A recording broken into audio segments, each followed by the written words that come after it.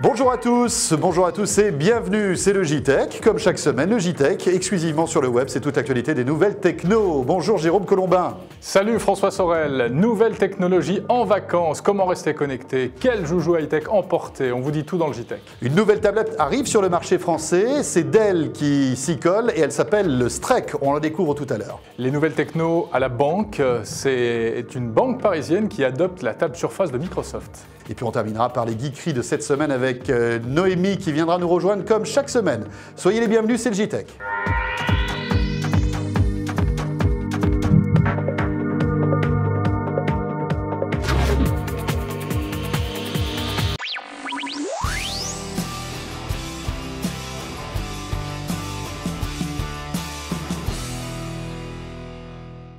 Et pour commencer ce JTech, on va parler de vacances et de high-tech. Jérôme Colombin, c'est pas encore les vacances, on a encore un peu de boulot là. Ça y est, moi je me suis déjà mis en configuration soleil là. C'est vrai, avec les lunettes. Ouais. Il manque plus que le barbecue était bon là, hein, finalement. Exactement, mais... Déjà la première chose, vous avez vu, on a mis la même chemise cette semaine, hein, on est roses tous les deux. Preuve quand même qu'on vous aime beaucoup. Hein. Bon, Jérôme. Alors, en vacances, aujourd'hui, on ne peut pas partir sans emporter un minimum de matos, de matériel high-tech. C'est pas facile d'être un geek en vacances. Non. C'est pas facile. On va vous donner quelques petites astuces. Christophe Joly, vous êtes en train de préparer vos vacances en ce moment. Oui. Hein, et donc, vous avez préparé votre valise. Qu'est-ce que vous mettez dans votre valise high-tech ? Des netbooks, forcément, et mon smartphone, dont je ne me sépare jamais, et puis de la musique. Alors, on va commencer par, évidemment, par le plus important, rester connecté, parce qu'on est tous accros à Internet. Et bon, quand on est à la plage, quand on est à la montagne, il faut toujours rester connecté. Les opérateurs donc, de téléphonie mobile font tout pour que, justement, se démocratise la connexion où que l'on soit. Hein. Bah, se démocratiser, je ne sais pas, parce que je trouve que ça coûte assez cher. J'ai fait un petit panorama de l'offre actuelle. Il n'y a rien à moins de 9,90 € par mois pour un engagement de 24 mois. Donc, c'est quand même assez long pour une durée de vacances assez courte. Si vous allez en prépayé, la formule qui peut être intéressante pour une durée d'un mois par exemple, là pour le coup chez Bouygues par exemple c'est 4 € pour une heure. Là aussi je trouve que c'est relativement cher. Chez SFR c'est encore mieux, c'est 3 € pour 20 minutes. Non mais c'est vrai qu'il y a juste un truc, il y a des offres vacances aujourd'hui chez certains opérateurs qui vous engagent en fait sur 24 mois. C'est quand même incroyable. C'est pas très logique, d'autant qu'à la maison on a une connexion Internet. Voilà. On a besoin de ce genre de connexion de manière très sporadique. Bah, l'offre Orange par exemple, baptisée week-end et vacances, vous avez du surf illimité pendant le week-end, chaque week-end et pendant les vacances scolaires pour 20 € par mois si vous vous engagez sur 2 ans. Sachant que c'est limité à 100 mégas par mois et 6 heures par mois. C'est-à-dire que en fait, chez les opérateurs, ils sont en vacances 2 ans d'affilée. Voilà, c'est ça. Hein, oui, ils sont en vacances parce qu'ils disent tiens, lui, je l'ai bloqué pendant 2 ans. Quoi. Voilà. En gros, c'est ça. Donc la solution la meilleure, selon moi, c'est de tenter de trouver des hotspots Wi-Fi gratuits. Voilà. Ouais, il y en a de plus en plus. Il y en a de plus en plus et c'est la solution la meilleure. Une chose importante, c'est que si vous êtes abonné à Free ou bien chez SFR, enfin avec la 9box, vous avez accès à des millions, des centaines de milliers de hotspots un peu partout en France, hein, puisque c'est ce qu'on appelle Wi-Fi collaboratif. Renseignez-vous, c'est en général bien indiqué sur les... Le seul avantage de la clé 3G, là il y en a une, c'est que c'est très simple à utiliser. Vous le mettez, le logiciel est intégré et vous êtes connecté en quelques minutes. Mais tout dépend de la qualité du réseau 3G. Et dans certains lieux de vacances, pas toujours top. Hein. Bien sûr. Alors en plus, là on parle de la France, mais dès qu'on part à l'étranger, qu'est-ce qui se passe alors, si on reste en Europe déjà? Si on reste en Europe, la bonne nouvelle, c'est que depuis le 1er juillet, les prix en roaming, on appelle ça le fait de l'itinérance. Voilà, l'itinérance. Ça vient de baisser sous la pression assez forte de la Commission de Bruxelles, la Commission européenne, et on est passé à 39 centimes d'euros la minute par appel pour ceux qui sont émis de l'étranger vers la France, dans la zone de l'Union européenne, et 15 centimes d'euros pour les appels que vous allez recevoir. Voilà. Donc la bonne nouvelle, c'est que ça a baissé, selon la Commission, ça a baissé de 70% en 2 ans. Bon, avant, ça coûtait un mois. Maintenant, ça coûte un demi-bras. Ça veut dire que si vous restez 10 minutes au téléphone à l'étranger en Europe, c'est 4 € pour qu'on comprenne bien, parce que c'est vrai que 39, car on ne se rend pas compte, hein, ça fait quand même cher, 4 € pour 10 minutes de téléphone. Quoi. Moi, ce que je vous conseille, c'est le SMS, ça coûte 11 centimes d'euros. 11 € le SMS. Voilà. Tout va bien. Donc si vous envoyez un SMS, c'est 11 centimes d'euros. Ça coûte 11 €. Oui, c'est pas relatif à la longueur. Et en revanche, c'est gratuit si vous en recevez. Donc moi, quand je fais à l'étranger, je communique par SMS et c'est le meilleur moyen. Ou alors, la solution la meilleure selon moi, ce sont les cartes prépayées. Vous utilisez les cabines téléphoniques du pays dans lequel vous vous trouvez, à condition de comprendre la langue. Et si vous êtes en Russie, c'est un peu compliqué. Et là, pour le coup, c'est vraiment pas très cher et c'est pour moi une bonne formule. Après, la formule aussi qui est pas mal, c'est le fait de trouver un hotspot Wi-Fi gratuit et de téléphoner via Skype. Aussi. Bien sûr, où là, pas bête. en fait, les communications sont très peu chères. Très bien. Alors, l'high-tech en vacances, eh bien, ce sont aussi évidemment les appareils photo, les caméras. avec des nouveautés dans ce domaine. Oui, une nouveauté, notamment le GPS intégré. On parle beaucoup du GPS dans la voiture. Désormais, il y en a dans certains modèles d'appareils photo, pas encore énormément. Il y en a chez Sony, il y en a chez Panasonic, il y en a aussi chez Samsung. L'intérêt du GPS intégré, c'est que ça va géolocaliser l'endroit où vous allez prendre les photos. Vous prenez une photo de la Tour Eiffel. Comment? C'est pas pour faire du radioguidage. Non, non, ou alors non. Si votre appareil photo dit tourner à droite, c'est que franchement, vous avez un peu trop bu. Je pense, oui, près au soleil. Tomber.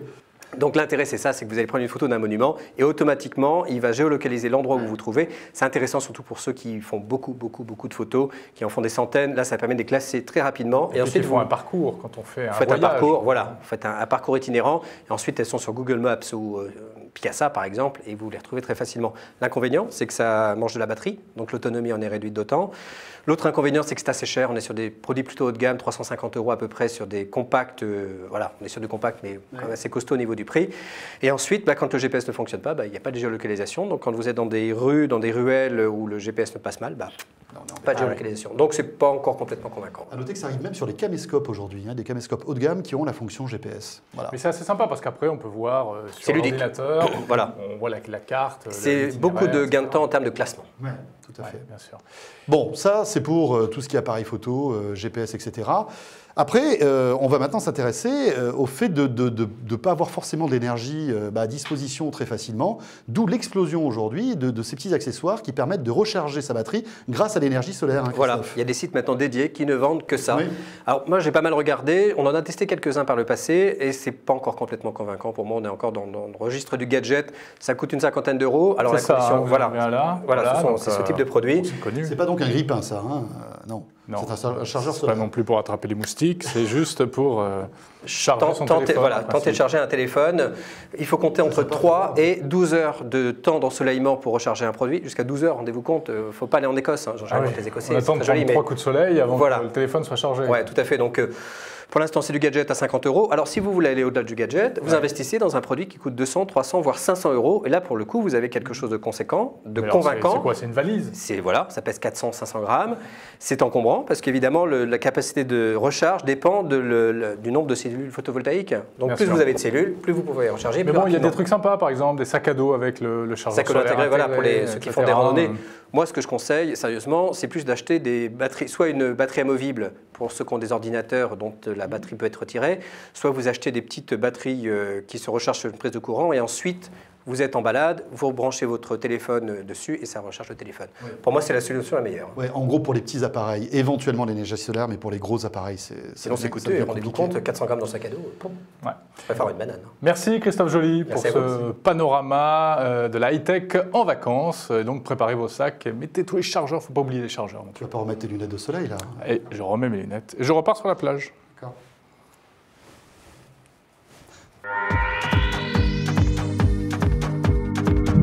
Une fois n'est pas coutume, un gadget high-tech qui sort en France avant de sortir aux États-Unis. Ça y est, il arrive. C'est un objet bizarre, c'est la tablette tactile de Dell. Oui, et encore une fois, on s'en rend compte, 2010 sera l'année de l'explosion des tablettes tactiles, Jérôme.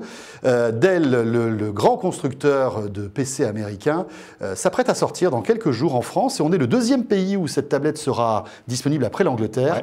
Ouais. Strek. Alors Strek, c'est quoi? C'est une petite tablette. Ça n'a pas grand-chose à voir avec l'iPad. T'as pas dit Star Trek pour une fois? Non, je me suis retenu, mais bon, ça y est, ça, tu l'as faite, ça y est, maintenant elle est faite.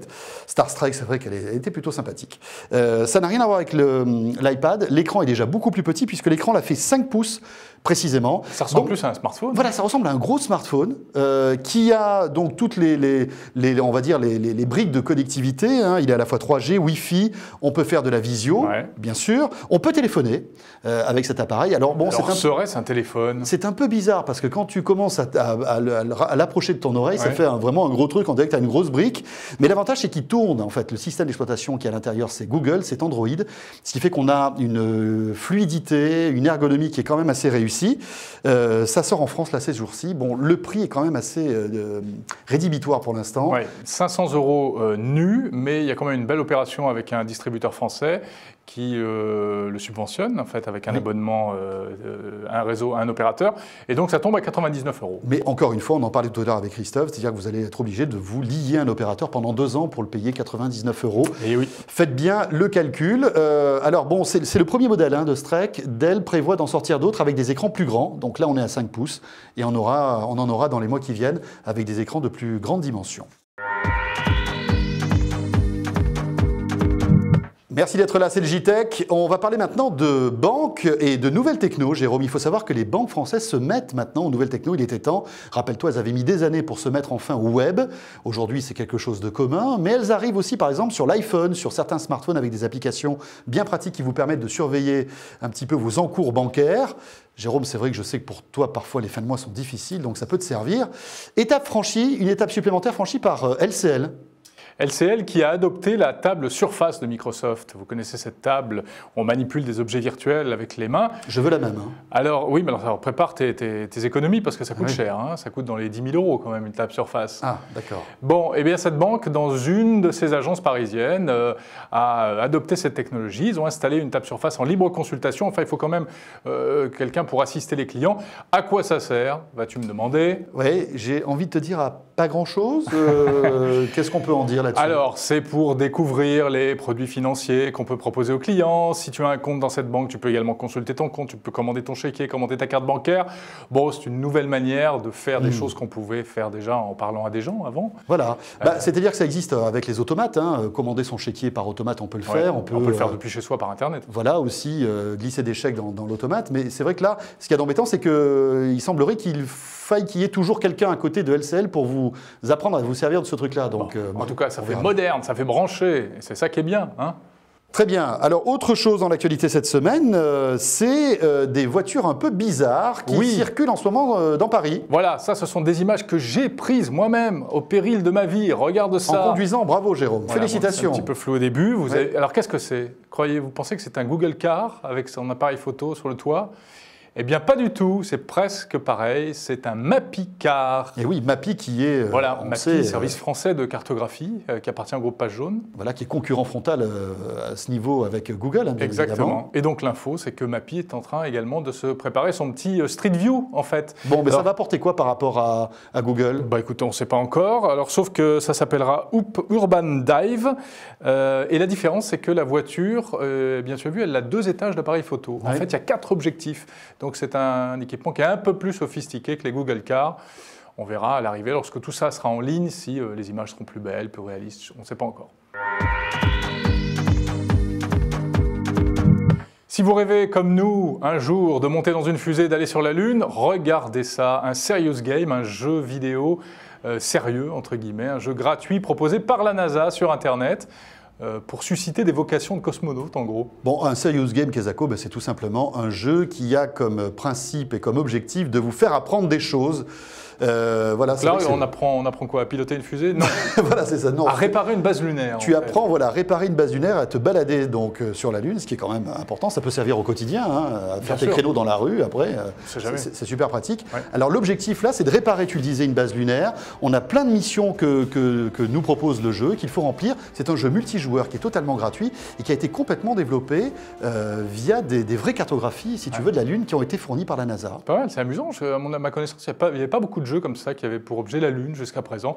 C'est un peu en même temps donc une opération de communication de la part de la NASA, un petit peu comme quand l'armée fait des jeux vidéo pour donner envie d'entrer dans l'armée. Voilà, donc si vous ne savez pas quoi faire cet été, allez sur la Lune. Tu rêves d'être cosmonaute, ta vocation est peut-être là. Voilà, ce JTech est presque terminé et avant de se dire au revoir, c'est Noémie qui nous a rejoint dans ce studio. Bonjour Noémie. Bonjour messieurs, comment allez-vous? Très bien. En tenue d'été, on reste sur la thématique soleil. Je voulais faire hommage aujourd'hui. Et pour vous faire plaisir, on est tous en rose, donc on s'est envoyé un SMS pour préparer tout ça. Ouais, bon, passons. Alors, les geekeries de cette semaine, on va commencer par Prince. Prince, vous connaissez ce chanteur qui était l'ancien rival de Michael Jackson? Eh bien, je me demande s'il n'est pas devenu fou. Il vient de publier une interview dans le Daily Mirror dans lequel il dit « L'Internet est complètement mort, c'est fini, l'Internet, ça va se terminer ». Alors, C'est un truc de fou. C'est un peu bizarre quand même. Voilà. Visionnaire, Et la quoi. raison de tout ça, c'est qu'il est en fait très remonté contre les maisons de disques. Vous savez qu'il est plein de procès à droite et à gauche dans le monde. Mais surtout, le problème, c'est que Prince n'a pas fait un tube depuis des années aussi. Hein. Oui, bon, en même temps, à chaque fois qu'il fait un concert, les places sont vendues en moins de 5 minutes. Hein. Donc, Alors qu'est-ce qu'il reproche à Internet alors il se fait pirater, donc il n'est pas content de se faire piquer autant d'argent. Il dit « Je ne vois pas pourquoi je donnerais ma nouvelle musique à iTunes ou à quelqu'un d'autre. Ils ne me donneront pas d'argent de toute façon. » Donc, Il veut des avances en plus, c'est ça hein il veut des avances, exactement. Bah oui. En 2007, Prince, il avait hein, déjà essayé de trouver un autre système pour distribuer sa musique. Il avait distribué son album Planet Earth avec un hebdomadaire britannique. Il avait quand même écoulé 3 millions d'albums. Cette année, il voulait refaire la même avec Courrier International en France, par exemple, qui devait sortir le 8 juillet. Ça a été reporté, on ne sait pas quand. Aïe, aïe, aïe. Oui.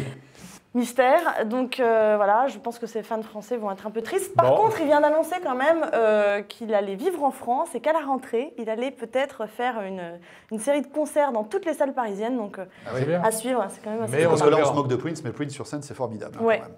Enfin Je suis bon, on assez le verra pas sur Internet donc. Ah non. Non. Bon. Il est le 25 juillet en concert à Nice.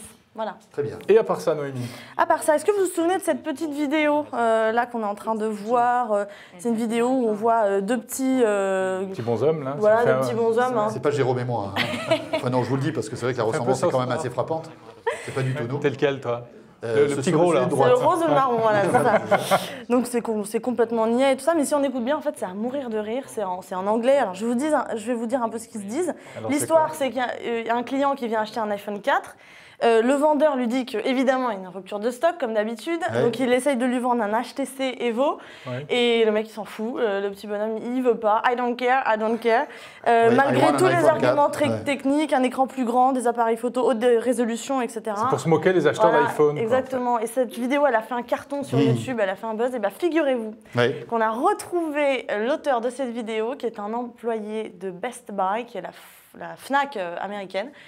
Et malheur à lui, Et alors il s'est fait licencier, Aïe, évidemment. aïe, Ah oui, il s'est fait licencier parce qu'il a posté cette vidéo. Et ouais, Ah oui, ça rigole pas chez Apple, hein, tous ça les rigole étages. pas hein. du tout. Ouais, ouais, ouais. Dès qu'on ils ont dérape Grosse un peu. pression, Ils ont un sens de l'humour très particulier. Eh oui, C'est Brian c'est ça, Maupin. ouais. Voilà, Brian Maupin, si tu nous regardes. Très bien. Voilà. Merci Peut-être Noémie. Avant Merci. qu'on se quitte, un petit mot de ce nouveau journal. Ça s'appelle Éco-Techno. Vous voyez, ce sont les nouvelles techno vues du côté développement durable, respect de l'environnement, etc. C'est intéressant. Vous saurez combien consomme un iPhone 4, un iPad ou un ordinateur. Il y a des chiffres incroyables. Vous savez qu'une PlayStation 3, ça consomme en électricité l'équivalent de 5 réfrigérateurs. D'un coup Hein Allez, va vite Ah ouais. l'éteindre. ta PS3. Incroyable. Eh bien, dis-moi. Éco-Techno, premier numéro cet été, c'est dans les kiosques. Merci d'avoir été avec nous durant ce JTech. On se retrouve la semaine prochaine avec un best-of, les meilleurs moments de ces dernières semaines, sur le web. Et puis bonnes vacances à vous toutes et à vous tous. Et rendez-vous la semaine prochaine. Salut à tous. Ciao, bye bye.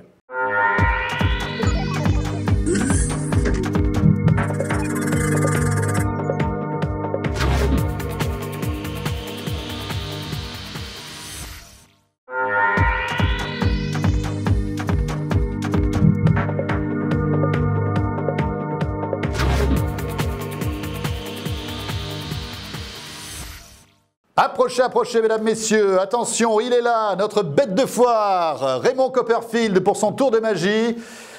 Jérôme. T'es en forme là. Ah bah oui, mais attends, Bon. je m'entraîne pour la rentrée en fait. La magie sans les cartes ne serait pas la magie, donc je vous ai préparé un petit tour à base de cartes. Alors attends, donc je suis un expert de la manipulation. De la magitude, Donc hein, on déjà peut on dire. commence par mélanger. Voilà. D'accord. Noémie, s'il te plaît, veux-tu bien choisir une carte parmi cet éventail? Voilà, Celle je que ne veux tu pas m'as dit t'influencer. juste avant, là Ah, pas du tout, non, Non, pas celle, celle-là. celle que tu veux, celle que tu veux. Tu prends ça les cornets, je tu sais choisis. comment on fait Regarde pas, d'habitude. tu fais comme tu veux, Voilà. tac. Hop là, Voilà, tu ne la regardes pas. je ne la regarde pas. Non, surtout pas malheureuse. Très bien. Oula. Attention. Alors je vais deviner. Alors je vois un peu quelque chose comme ta fleur qui est sur ton oreille. Donc je vois une fleur, je dirais que c'est du trèfle. Et je vois un chiffre, plutôt un petit chiffre, je vois entre 1 et 5. Tu fais bien durer le suspense en tout cas, c'est fort. Hein. C'est bien. T'as fait le cours Florent, 3 de non trèfle. Je regarde? T'as trois Oui. de Non, trèfle. ça peut pas être ça. Ça peut pas être ça, c'est pas possible. Ah, Mon Dieu, on peut regarder les autres cartes ou pas Ouais, ou je c'est- crois qu'il faut c'est- regarder les autres cartes. au en fait. revoir. On peut pas. Attends, mais montre-moi les autres cartes. Mais enfin. Mais allez, je suis sûr qu'il y a que des 3 de trèfle dans ton attends, on n'a truc là. jamais vu Vous voyez, ça. il y a encore un. Mais non. Je sais